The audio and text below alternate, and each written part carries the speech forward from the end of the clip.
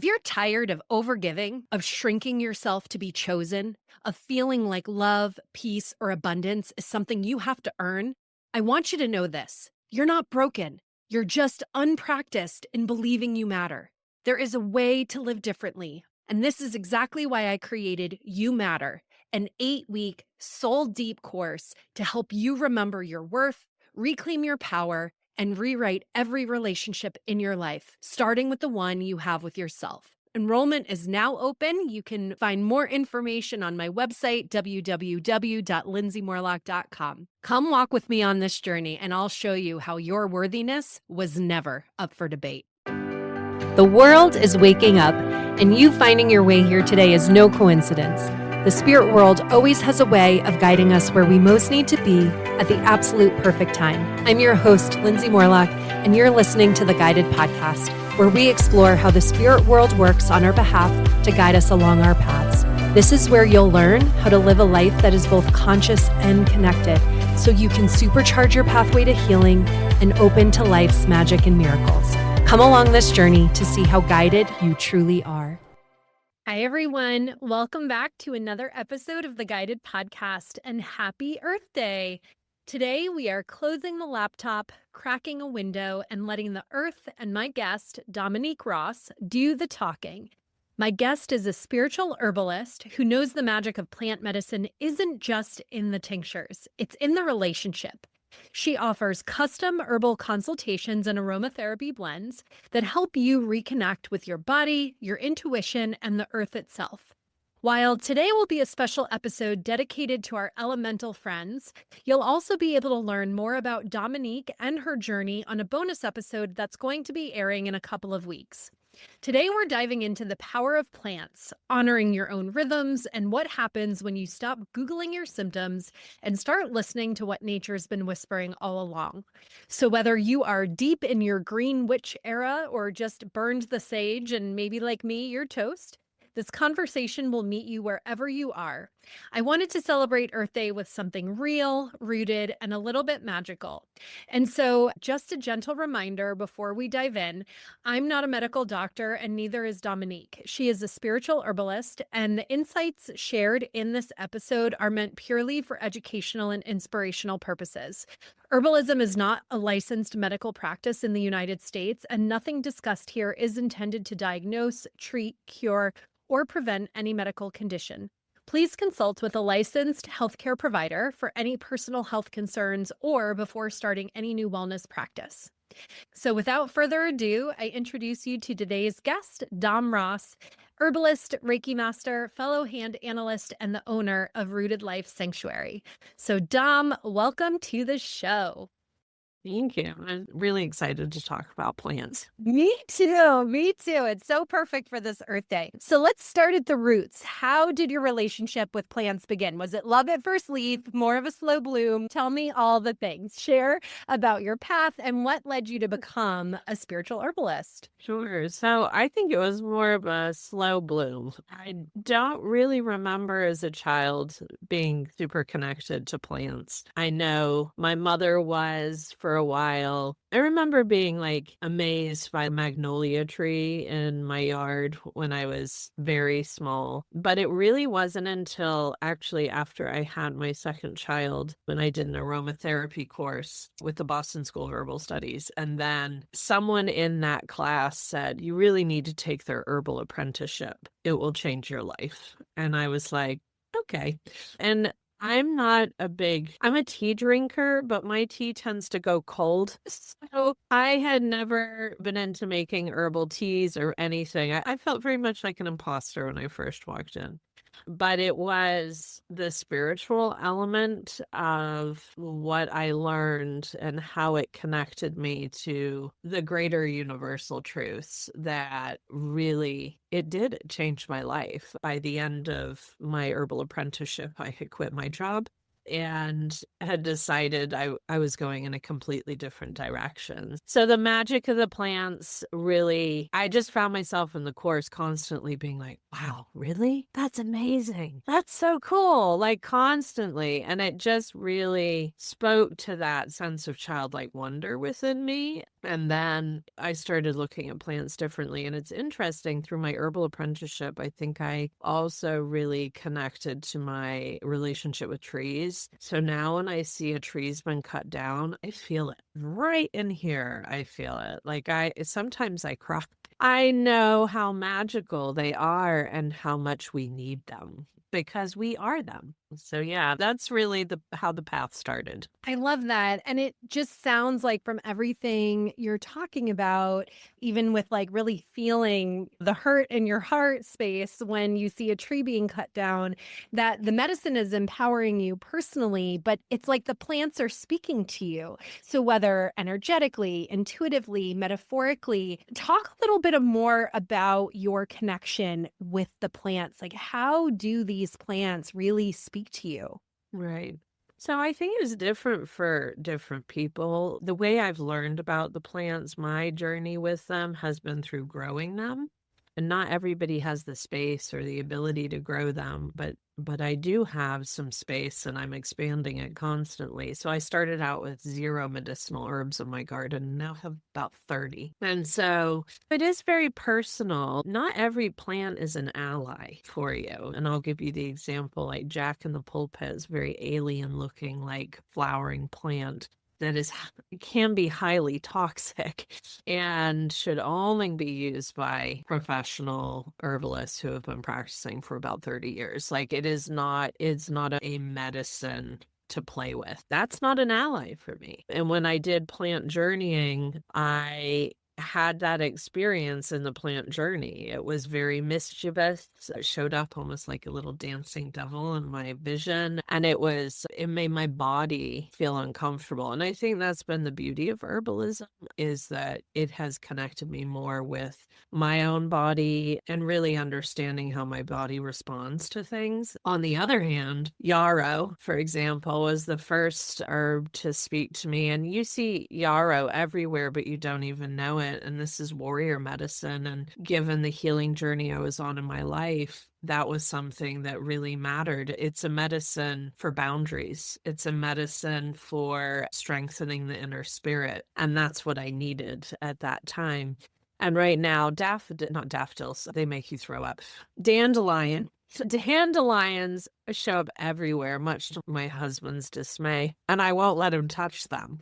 And I have some that I haven't harvested. I just let them keep deepening their roots, and that's showing up everywhere because I need gut health work. My gut needs some help, and the dandelion is the superfood for the gut. So, I think they speak to you in different ways. They show up for you. You don't always know what you need until it shows up. So if all of a sudden violets are showing up in your yard, the sea of purple, that's for breast health. So they are here to help us, and they speak to people in different ways, but oftentimes they'll just appear. And you should always be curious. I wonder why this plant is appearing now. What is it I might need help with? I remember a woman shared with me last year that her entire yard is covered in mullein, and her nephew has severe respiratory issues. And I was like, it's showing up because that's an ally for the respiratory system, right? So yeah, I think in plant journeying, they show up for you differently, but just even spending time drawing a plant or sitting with it and just paying attention to the finer details, which I do when I'm harvesting. Like yarrow is called Achilleum millefolium in Latin, Achilles, warrior medicine, and millefolium, 1,000 leaves. And it literally has the most delicate, finely designed leaves. And they're almost like little razors or knives that break up blood. So it breaks up old blood, moves blood, takes blood where it's not supposed to be and moves it where it's supposed to be. That's the magic, right? Like it has inherent wisdom and knowledge that we see in how how it makes a difference in the body. Okay, so many things are flooding in right now as you're talking about all of these things. The first thing I just want to clarify for the audience who Yes. might not know. So sometimes we throw around this word plant journeying, right? And I think for people who might be familiar with ayahuasca or microdosing mushrooms or some of these different things,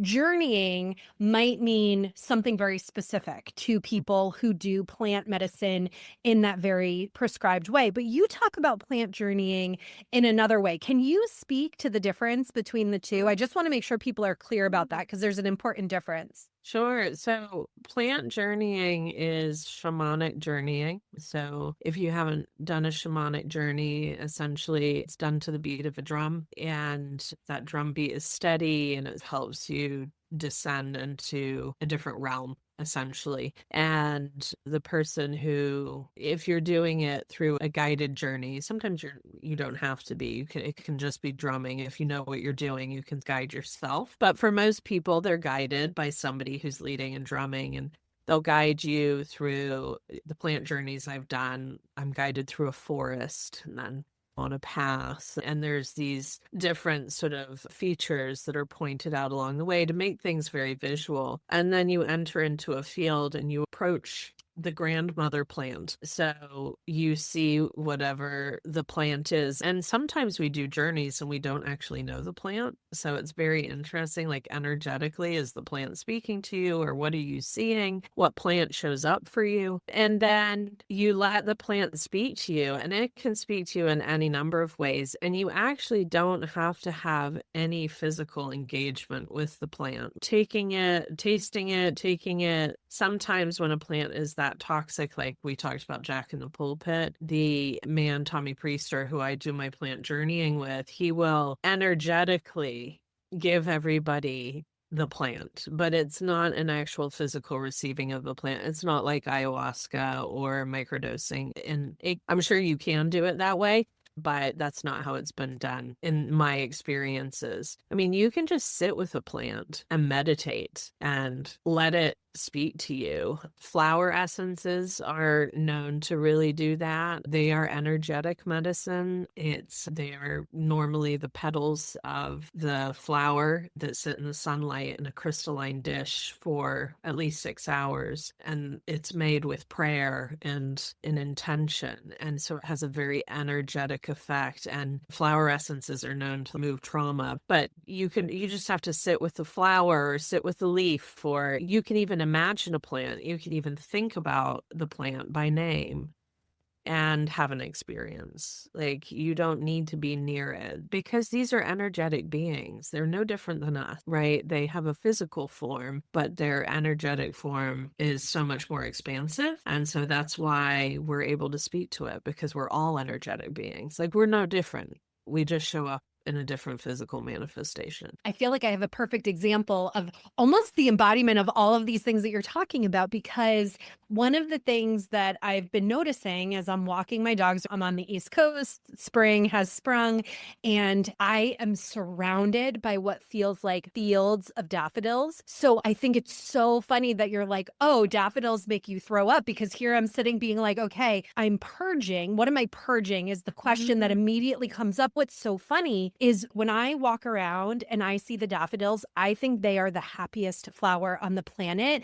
And I see the little central part of the daffodil, like they're singing. I feel like it's flowers singing to me. So when I get full body chills, because when I walk through these daffodils, I'm like, oh, these plants are singing to me. But to your point about daffodils make you throw up, I'm actually in a place of literally clearing and purging all of this old energy. It feels like I'm in a period of releasing all of this old energy that no longer served me, right? Specifically around low self-worth, old patterns in relationship, and really releasing that. And in the releasing of that, it has created unprecedented levels of happiness. So the journey that you just took me on with this plant is literally the like purging of the old and what no longer serves.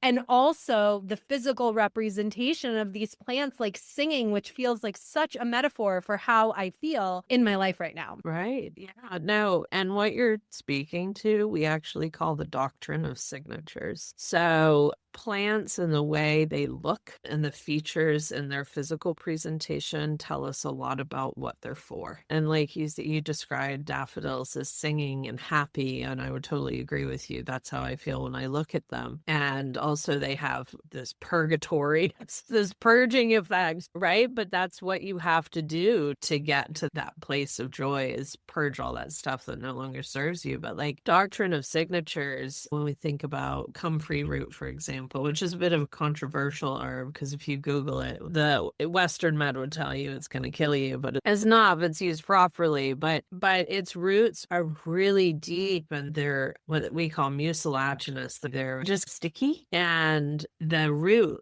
when you cut into it, it looks like a bone. And literally comfrey is called knit bone. It knits together bone. It regrows bone like nothing else. And so the fact that its root looks like a bone, when you cut into it, it's like white, is part of its doctrine of signatures. Or like all of the big leaf plants are really good for the lungs. So the plants tell us what they can help with. And it's sort of knowing some of those features. And you can plant journey to explore that.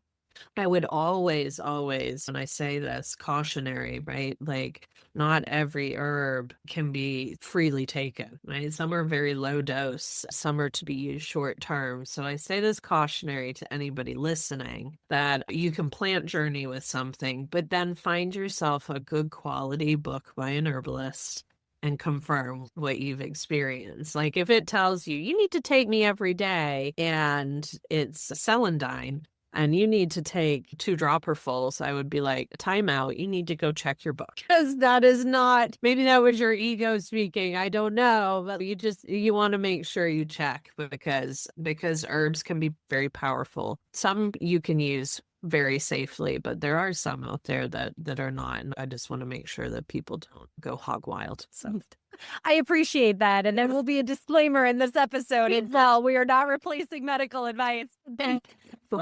Exactly. And I'm an herbalist, that I'm a practical herbalist. So I believe that Western medicine and herbalism and Ayurveda and Chinese medicine, they all, if they worked together, we would have the ideal system. It's when we put all our faith into just one. There are certain infections that I don't feel comfortable addressing, in my children particularly, when they both had pneumonia and they both went on antibiotics. There are certain things I do not mess with. And as an herbalist, I think it's important that we honor where Western med has its place, because it does have its place. And also be aware that I remember going to my children's pediatrician, and they said that 80% of ear infections are viral. Yeah, every time I go in for an ear infection, they prescribe antibiotics. So I was like, with that information, I will now be addressing their ear infections, not automatically with antibiotics, but we're going to try some garlic and mullein oil first. And if that doesn't clear it, then we'll consider that it might be bacterial. But yeah, so I think you just have to use your noggin. You have to think and ask questions. Yeah, it's important. It's the discernment. And I think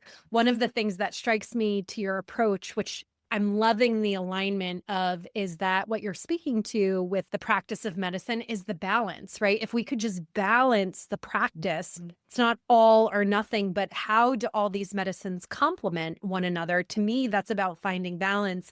And what I love about nature is I feel like there's a natural balance and a natural homeostasis that nature really helps us to remember. And as humans, and on this Earth Day in particular, we are destroying our own planet because we have pulled it so out of balance. And I think if we could just look to nature to remind us about what the solution is, it's about how do we find balance? How do we work in harmony and in partnership with one another? And that leads me to my question around, you speak to being an herbalist, but I'm curious, what does spiritual herbalism mean to you? And how does that differ, if at all, from a more clinical or traditional herbalist or approach to herbalism? So I haven't met an herbalist that doesn't consider herbalism to be a type of spiritual venture. Even in Chinese medicine, which, is now licensed and feels very medical and very clinical, even that with the yin and the yang and understanding how energy flows, like that's all spiritual. So I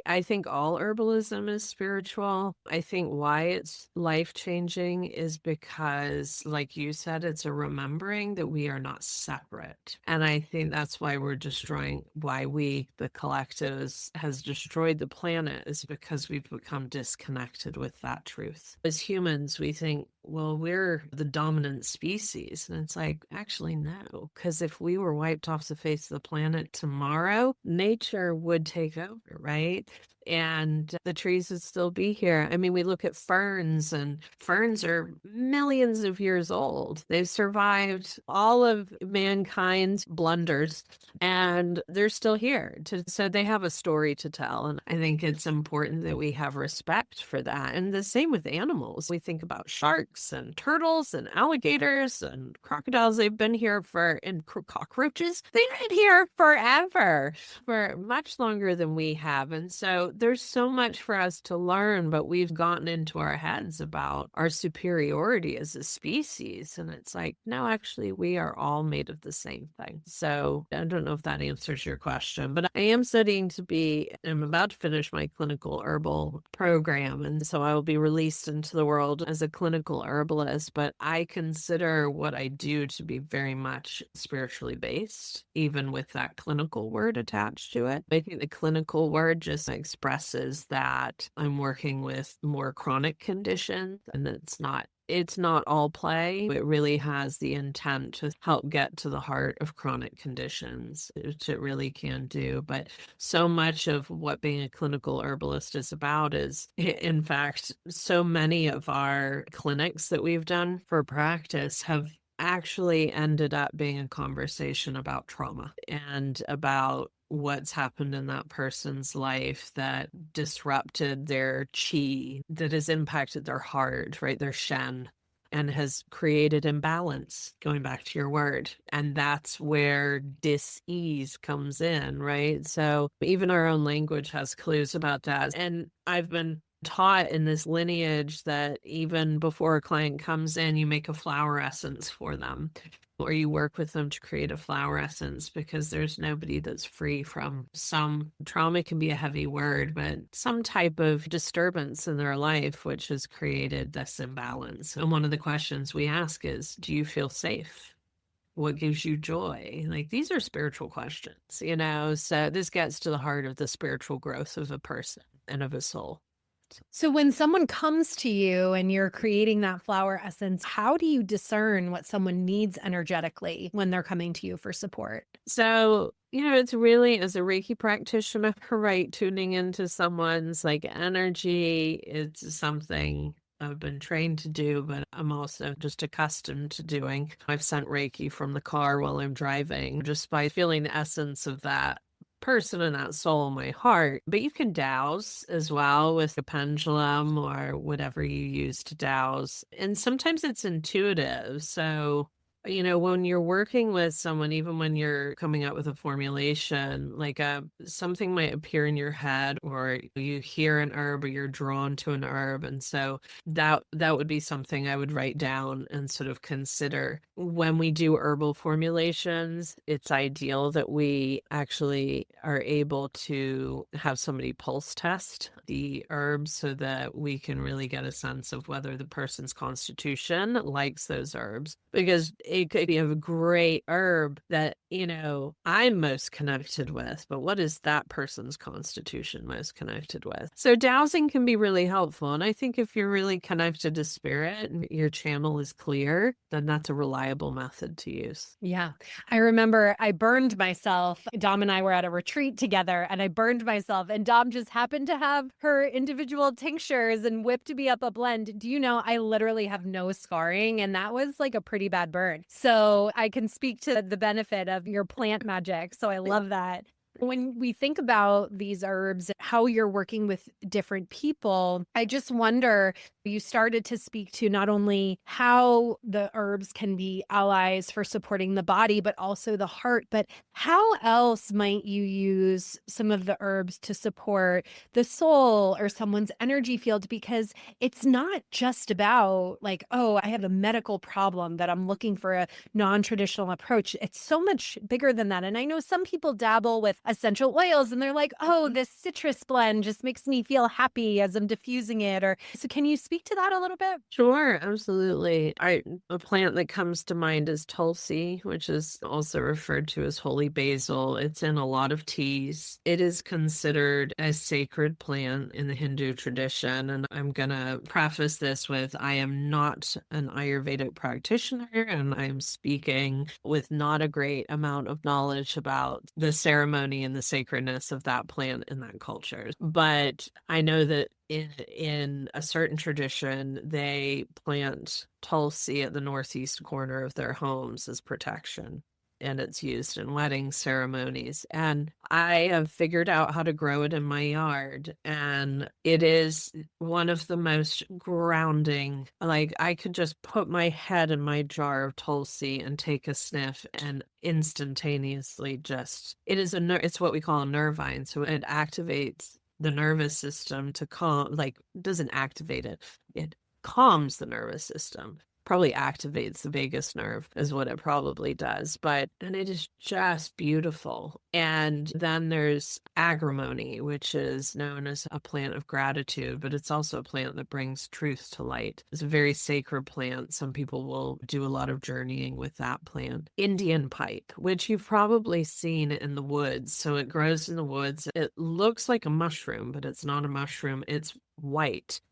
Monotropa uniflora, and it like curls over, and then when it goes to seed it goes upright and turns black or gray, but it's white pinkish color, and they come up in little like bundles in the forest, and that is for pain. That helps when we are in emotional or physical pain. It sets our consciousness aside from the pain so we don't identify with it as much. And these are some of the go-tos. There's more than that. Like when I think of people who are very much sitting in the masculine energy, they're doing, not really nurturing. Self-care is like at an all-time low. They really need mothering. And I think of milky oats, which is an oat, which when harvested at the right time, if you press the oat, it oozes this white creamy milk, and that's when you harvest it, and then the tincture has this beautiful creaminess in it, and it just soothes the nervous system. And then there's motherwort, which is Leonoris cardiaca, so lion tail heart, and this is but referred to as motherwort, and this is again spiritual energy around the mothering, right? So when we need self-care and mothering and heart-centered experiences, those are the herbs that I would lean towards. Nettle, stinging nettle is, I have a love-hate relationship with her. She's come back this spring. I've got she's coming back, which is great. I've had to find the right space for her because she requires some care. She does not like to be neglected. And man, she will sting you. And that is, I think that's that protective, right? Like if you neglect me, I'm going to sting you. And she is a superfood. If society falls apart, grow yourself some nettles because that is going to keep you going. So they all have this like spiritual component to that really nourishes not only our physical body, our etheric body. And that's, I think that's the beauty of the relationship. Like milky oats, just, I don't know, I feel like I just want to curl up and be snuggled. That's the feeling milky oats gives me. And so I literally put that in almost every formula because there's not a person on this planet that doesn't need nervous system support. Let's be clear. And honestly, the truth is, if we treat the nervous system, so many of the physical ailments, they lose their power because it is our nervous system that supports like the spiritual body, right? When our nervous system is out of whack, then we're not as open, we're not as clear, we're not as able to receive. And so I feel like motherwort and milky oats, those are beautiful for helping us receive. Ooh, I love this. So, like, when you're working with the plants, do you have to ask them permission to use them? I can feel your deep reverence and gratitude for the plants that you're working with as you're talking about it. Like, I can feel how connected you are to each of the essences. But equally, I'm curious, do you have any rituals or do you have any practices for partnering, I want to say, with the plant? Yeah, no, absolutely. There are times when I'm human, I'm like, I need to harvest, and then I forget. I'm like, sorry. Absolutely. That was one of the first things we learned in herbal school was how to approach a plant and ask for permission. And usually we provide an offering. You can use ground up herbs, or if you have nothing with you, a strand of hair, or you can spit on the ground. Like the spitting on the ground is not like a disrespect, it's an offering. And so you sit in like quiet contemplation. There are certain plants, like I remember I had Indian pipe, and this was a mistake I made. I had Indian pipe, that beautiful little sort of mushroom-like flower we were talking about. It popped up in the woods by my house. And I was so excited because it was a drought year that I over harvested it and it didn't come back. And that's what happens. I remember a story my herbalist teacher, Tommy, shared. He said he was familiar with this group of herbalists, and I think it was in upstate New York. And he said that there were fields of St. John's wort, fields of it. They over harvested it and it never came back. So the plants will set, they have boundaries. They have better boundaries than we do. If you abuse us, we're gone. And that lesson is a really hard one to learn because now I don't see Indian pipe anywhere. So now I feel like I'm in relationship repair. And also it's about how we approach. And it's funny, I'm just thinking now, I'm like, I wonder what my language has been this entire time because I'm working really hard on not using the word use. Use something for, right? We're in relationship with. And that's a real shift in language and philosophy. And I think we use the word use because that's the culture we've been raised in. Like, what do we need to use to get to our goal? But we are in relationship, and when we abuse our relationships, they go away, right? And that's what happens. So it was that was definitely a learning experience for me, and I'm humbled by the experience and recognize I'm going to have to buy Indian pipe from another herbalist who has been kinder. But that's a sort of cautionary tale for everybody, is that there's certain plants that are endangered because they've been over harvested by well-meaning people. Golden seal is one of them. That's nature's antibiotic.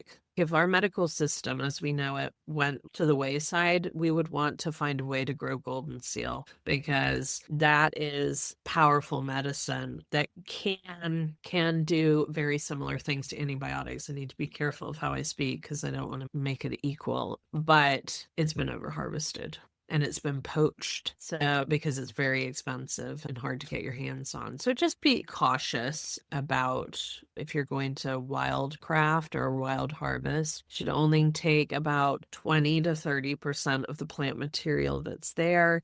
And if it's at risk, maybe 5%. And if it's endangered, none. You leave it. So even if you want it, you leave it. And so Indian pipe is actually at risk because of the droughts. So it's something to be very mindful of. This is such a great metaphor for what we're doing to the planet in general, right? Greed, too much desire, over harvesting, overusing. We're out of balance. We're out of balance with nature. And I loved earlier how you said a lot of that comes from we're disconnected from nature. Yes. We look at it as a commodity, something to be used, not something that we're in relationship with or in partnership with. And so for someone who feels disconnected from nature, or even like they kill every houseplant they touch, What's one tiny step that a person could take to start rebuilding that connection? Well, for the person that kills every houseplant, like I'm an herbalist who succeeds in planting plants outside. Plants inside, unless they're really hardy, like aloe. There's not an aloe that comes into my house that survives.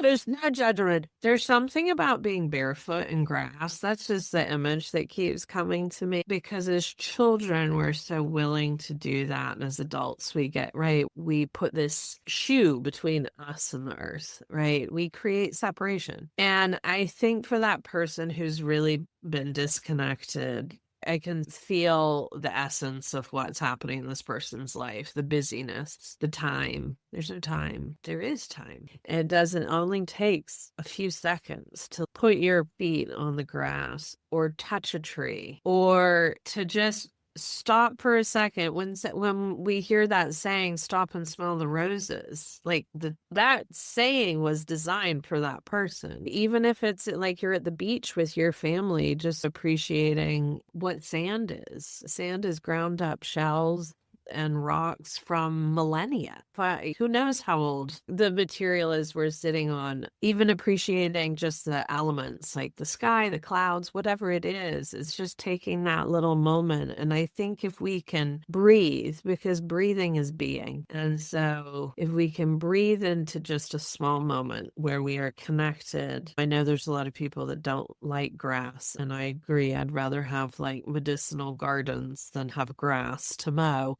But, grass also has its purpose. And so, putting our feet on the ground and just feeling the earth and taking that moment for ourselves to breathe is a prayer of its own. Because with that little intention, it builds, right? It becomes bigger. And I would also just say, pay attention. Look out your windows. What's showing up? What colors do you see? If you see a lot of yellow, is your gut in distress? Because that's the doctrine of signatures, like the yellow dandelions. Do you have a lot of dandelions? What's going on in your gut? Like violets, what's going on in your breast health? Yarrow, is yarrow showing up everywhere? How are your boundaries? These are things.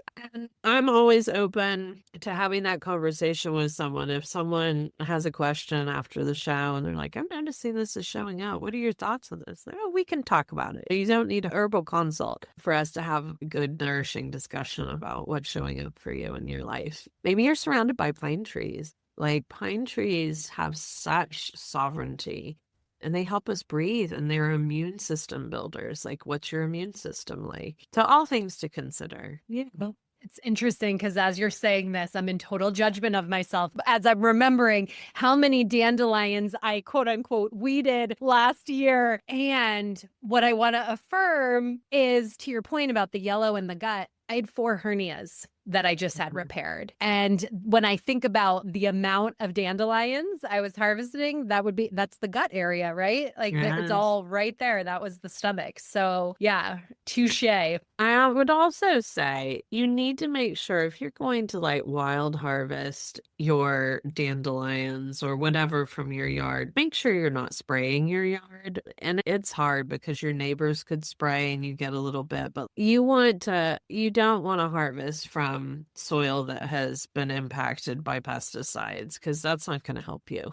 But those plants can also be cleaners. Like there are a lot of plants that they're there to clean the soil, like plantain, which shows up as, nobody thinks of it as a weed, but the fiber stalk from it is Metamucil, literally Metamucil. And they clean the soil. So it could be that you're seeing a lot because it may be about you, but it may also be about the land. The land needs that sort of nourishment and that sort of cleansing. Well, that's a metaphor in general for what was going on. So I feel like yes, and yes, and yes, and yes. That's how it goes.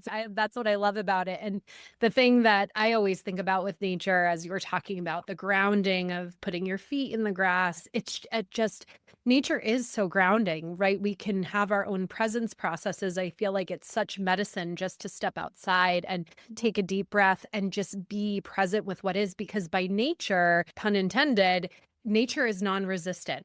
And we create so much resistance within ourselves, but nature is not resistant. It just flows.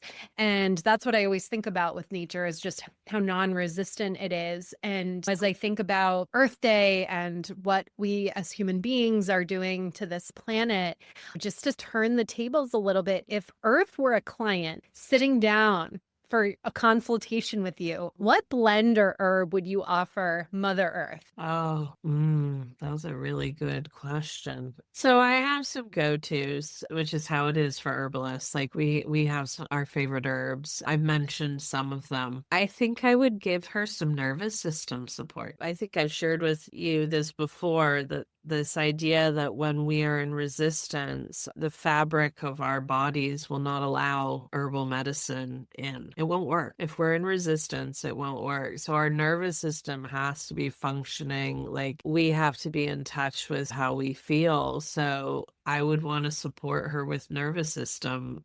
You know, the ones I mentioned: milky oats, tulsi, lemon balm, linden. I would give her a nervous system, even a sleep tonic, like something to help her rest, because she's working overtime. She is working overtime. And I would probably give her some blue vervain to quiet the chatter. I would give her some passion flower to help her sleep. Maybe some valerian root if it works for her. Doesn't work for everybody. And I would probably give her an adaptogen. I don't know, maybe a Luthero or something like that. Ashwagandha, by the way, for those listening, is an overused adaptogen. Doesn't work for everybody, so be careful. It's a wonderful plant medicine, but it's being overused. It's in everything now. So yeah, I think that's probably where I would go. And then I would also give her rose glycerite, which I can't believe I haven't spoken about. Beach roses, rose rugosa, made as a glycerite, is a heart tonic, and it is beautiful for a grieving heart. And I feel that for Mother Earth right now. I feel this grief for the tears that are being shed, for the wars that are being fought, for the lives that are being lost. It's just, I can feel her crying. And then I think I'd offer her yarrow, because yarrow is one of these universal medicines that can really do, it's called an amphoteric medicine, which means it basically does whatever you need it to do. And it works on every system of the body. And it's warrior medicine. And it would be to remind her of her strength, and that she is a warrior too, and boundaries, to create a boundary between her and what's being done to her. So it's a really profound question. Thank you for that. I've never even considered that. My heart can feel the grief as you're speaking to it, but I also can feel the heartfelt response and intention in how you're showing up for Mother Earth. And I hope that can be just something that we anchor in and leave our listeners with. Think about how we all today, but every day, how can we do our part to support the earth, to be mindful and conscious of our connection to nature and to our own personal balance in communing with nature. So thank you so much for this soulful conversation. Where can listeners learn more about your offerings, book a consultation with you? How can my audience support you? Sure. So I have a website, rootedlifesanctuary.com, and you can read about me and look at the services I offer there. And then I'm best reached to set up time with me. I like to have the conversation. So I'd like you to email me, and my email can be found on the website, but it's connect@rootedlifesanctuary.com. Yeah. Thank you so much. I've loved this conversation. Happy Earth Day, everybody. Be good to you, be good to the earth, and we'll look forward to talking to you all next time. Bye for now. Thank you so much for listening to the Guided Podcast. If you enjoyed this episode, I would be so grateful if you would share it with a friend, or even leave me a review so we can ensure that it makes its way into the ears of listeners who need to hear these messages most. Until next time, may you remember how guided you truly are.